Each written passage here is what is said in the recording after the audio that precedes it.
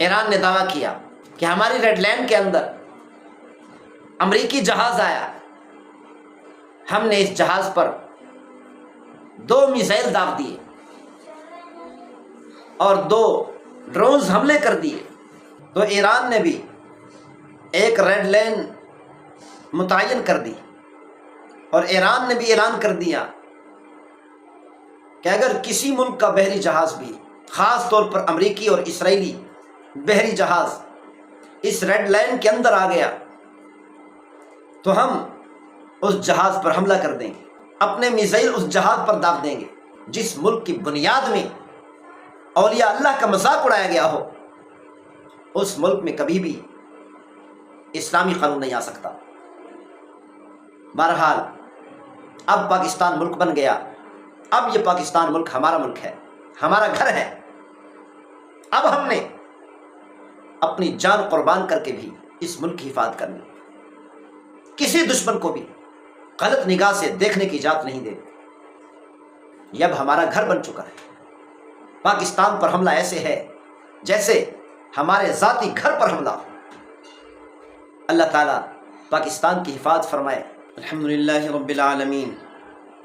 والصلاة والسلام علی سید الانبیاء والمرسلین، اما بعد۔ امریکہ نے یہ اعلان کیا تھا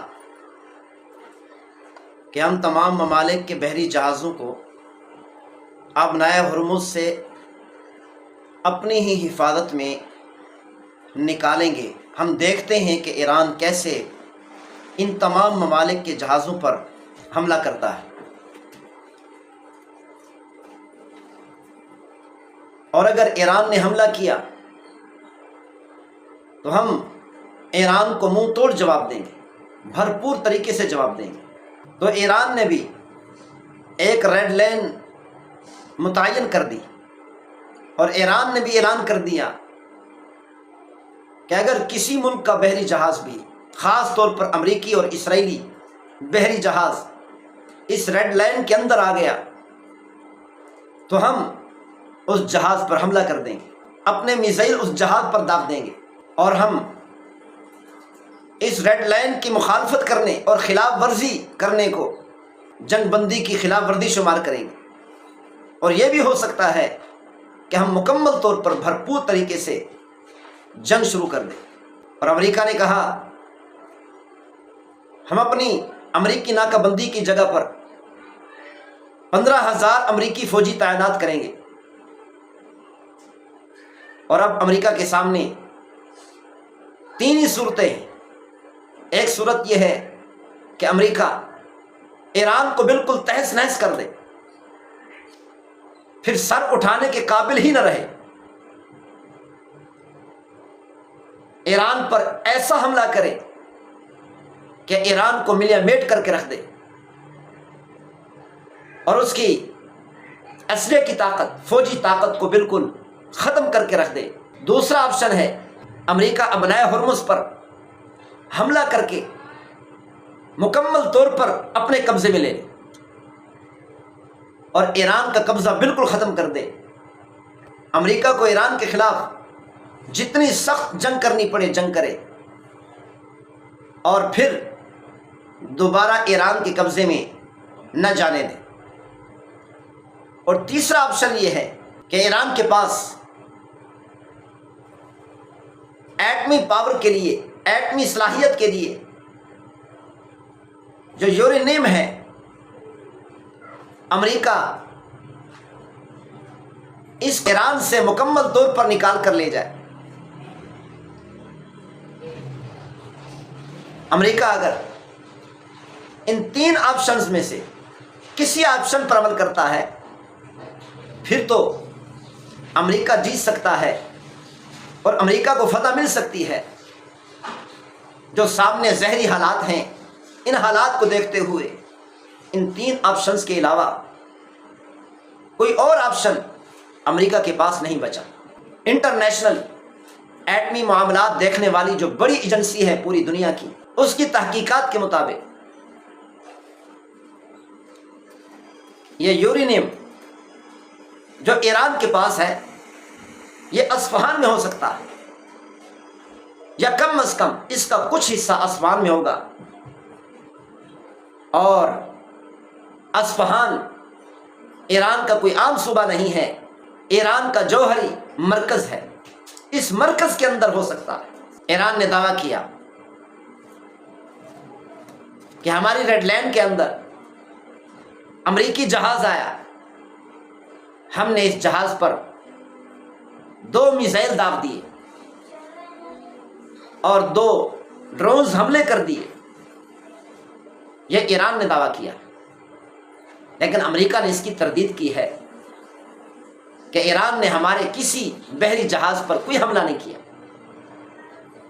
اصل حقیقت کیا ہے کہ آنے والی خبروں سے پتہ چلے گا کہ اس کی اصل حقیقت کیا ہے۔ پچھلے ہفتے میں امریکی صدر ٹرمپ پر جو حملہ ہوا تھا قاتلانہ،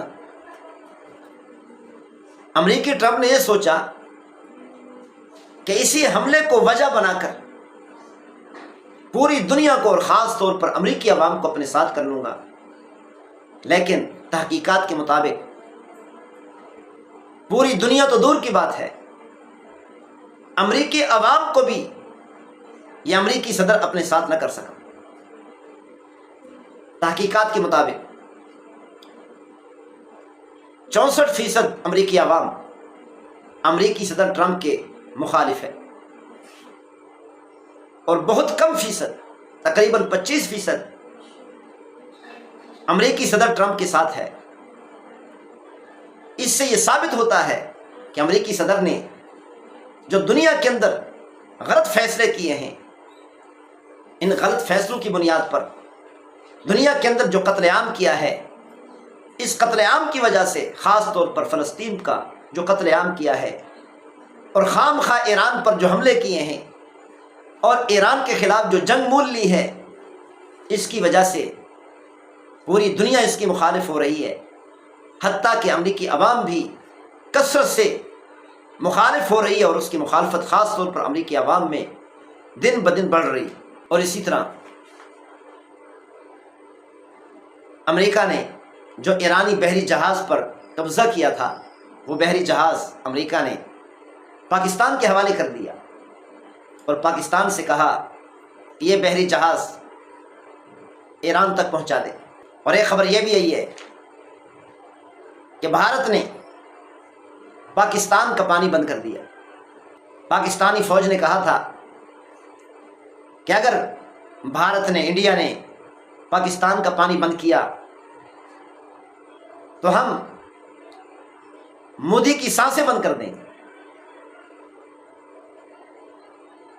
مودی کی سانسیں بند ہو نہ ہو، اگر یہی پانی کی بندش چلتی رہی تو پاکستانی عوام کی سانسیں بند ہونے لگیں گی۔ جب پاکستان کو آزاد کیا جا رہا تھا، مولانا حسین مدنی رحمۃ اللہ علیہ نے فرمایا تھا، کیونکہ مولانا حسین مدنی رحمۃ اللہ علیہ جو پاکستان کو آزاد کیا جا رہا تھا اس کے مخالف تھے، مدنی رحمۃ اللہ علیہ فرمایا کرتے تھے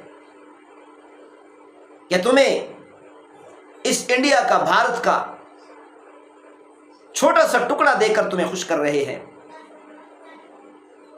ہم چھوٹا سا ٹکڑا لینے کو تیار نہیں، بلکہ پورا انڈیا مسلمانوں کا ہے، ہم پورا انڈیا لے کر رہیں گے، پورا ملک لے کر رہیں گے۔ جب برطانیہ نے دیکھا، جو اس وقت سپر پاور تھا، کہ مسلمان اب پیچھے ہٹنے کا نام نہیں لے رہے، پیچھے ہٹنے کے لیے تیار نہیں، تو پھر برطانیہ نے یہ سوچا کہ بہتر یہ ہے کہ ان کو انڈیا کا چھوٹا سا ٹکڑا دے کر خوش کر دیا جائے، تاکہ یہ خاموش ہو جائے۔ مسلمانوں کے منہ پر مہر لگانے کے لیے انڈیا کا چھوٹا سا ٹکڑا دے دیا، اور اس دور میں پورے انڈیا میں سب سے کم تر حصہ یہی تھا، اور ایسا حصہ جس کے اندر ترقی نہیں ہو سکتی تھی، گھٹیا حصہ، پورے انڈیا کا گھٹیا حصہ یہی تھا۔ اور اس انداز سے انڈیا اور پاکستان کو تقسیم کیا کہ تمام دریاؤں پر انڈیا کا قبضہ رہے، پاکستان کے ہاتھ میں ایک دریا بھی نہ ہے۔ تو مدنی رحمۃ اللہ علیہ نے فرمایا تھا، آج تم انڈیا کا چھوٹا سا ٹکڑا لے کر خوش ہو رہے ہو، یاد رکھنا ایک وقت آئے گا کہ یہ انڈیا تمہارا پانی بند کر دے گا۔ تم پانی کی بوند بوند کو ترسو گے، ایک ایک قطرے کو ترسو گے، اور یہ انڈیا تمہیں ترسنے پر مجبور کر دے گا۔ اور آج یہی حالت ہے، یہی کچھ ہو رہا ہے کہ پاکستان کا پانی بند ہو گیا، آنے والے وقت میں معلوم نہیں کیا ہوتا ہے، کتنی فصلیں برباد ہوں گی، تباہ ہوں گی پانی کے نہ ہونے کی وجہ سے۔ جبکہ مسلمانوں کا حق تھا کہ پورا انڈیا ملک لیتے، کیونکہ کئی سو سالوں سے اسلامی حکومت رہی ہے، پورے انڈیا پر مسلمانوں نے حکومت کی ہے، تو پورا انڈیا مسلمانوں کا حق تھا، یہ چھوٹا سا حصہ مسلمانوں کا حق نہیں تھا۔ بہرحال مسلمانوں نے پاکستان آزاد کرایا، اور انڈیا کا چھوٹا سا ٹکڑا پاکستان کی صورت میں مسلمانوں کو دے دیا گیا۔ یہ تو اللہ تعالیٰ کی رحمت ہوئی، اللہ کا کرم ہوا، اللہ کا فضل ہوا کہ اللہ تعالیٰ نے پاکستان کو اتنی اعلیٰ قسم کی ترقی عطا کر دی کہ آج پوری دنیا کے اندر یہ پاکستان تمام اسلامی ممالک میں ایٹمی طاقت بن گیا، اور اللہ تعالیٰ نے اس پاکستان ملک کو ترقی عطا کر دی، اور اللہ تعالیٰ نے پاکستان کو ایسی فوج عطا کی جو بہادر ہے، نڈر ہے، اور پاکستان کے جرنیلوں نے ایسے منصوبے بنائے کہ جن کی وجہ سے یہ پاکستان ایٹمی طاقت بن گیا، اور آج تک کسی بھی دشمن کو جرأت نہیں ہوتی کہ پاکستان پر حملہ کرے۔ یہ تو اللہ تعالیٰ کا خاص فضل ہوا، اللہ کا کرم ہوا، ورنہ پاکستان کی اس وقت یہ حالت نہیں تھی کہ دنیا کے اندر یہ ترقی کرتا یا ایٹمی طاقت بنتا۔ حقیقت یہ ہے، جہاں پر بھی دنیا کے کسی خطے پر بھی اسلامی حکومت آتی ہے، نیک اعمال کی وجہ سے، نیکیوں کی وجہ سے، اللہ تعالیٰ کے احکامات پر عمل کرنے کی وجہ سے، اللہ پر اور آخر الزمان نبی صلی اللہ علیہ وسلم پر ایمان لانے کی وجہ سے، انہی کی برکات سے اللہ تعالیٰ بنجر زمینوں کو بھی زرعی زمینیں بنا دیتا ہے، بنجر زمینوں کے اندر سے بھی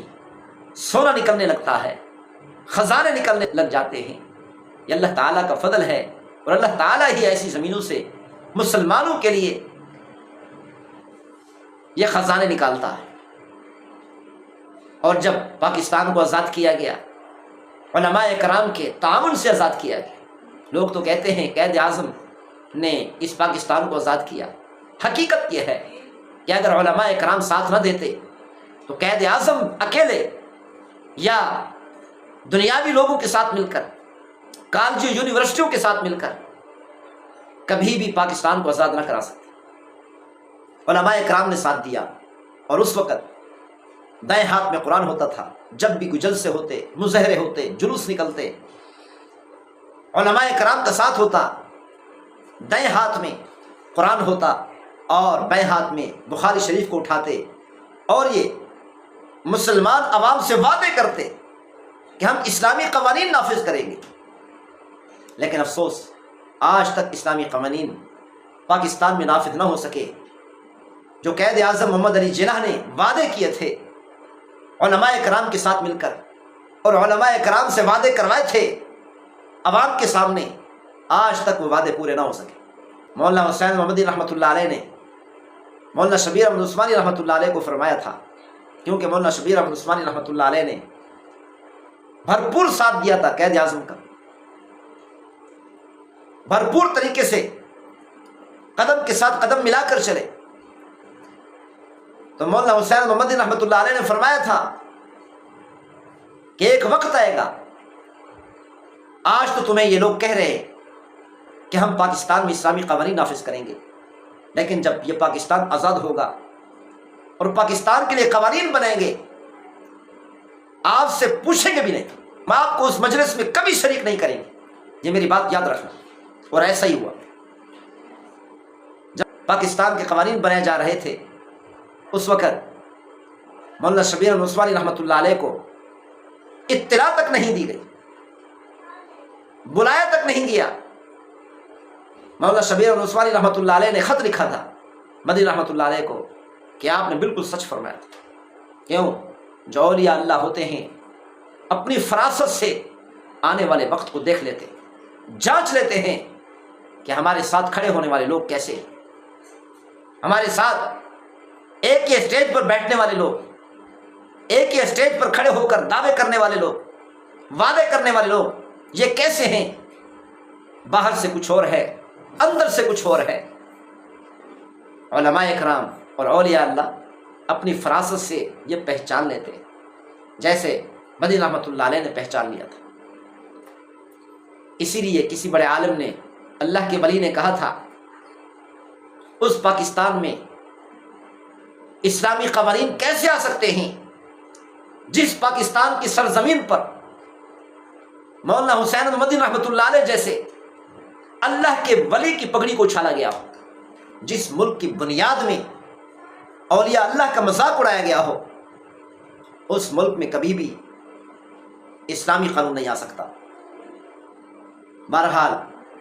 اب پاکستان ملک بن گیا، اب یہ پاکستان ملک ہمارا ملک ہے، ہمارا گھر ہے۔ اب ہم نے اپنی جان قربان کر کے بھی اس ملک کی حفاظت کرنی، کسی دشمن کو بھی غلط نگاہ سے دیکھنے کی اجازت نہیں دے۔ یہ اب ہمارا گھر بن چکا ہے۔ پاکستان پر حملہ ایسے ہے جیسے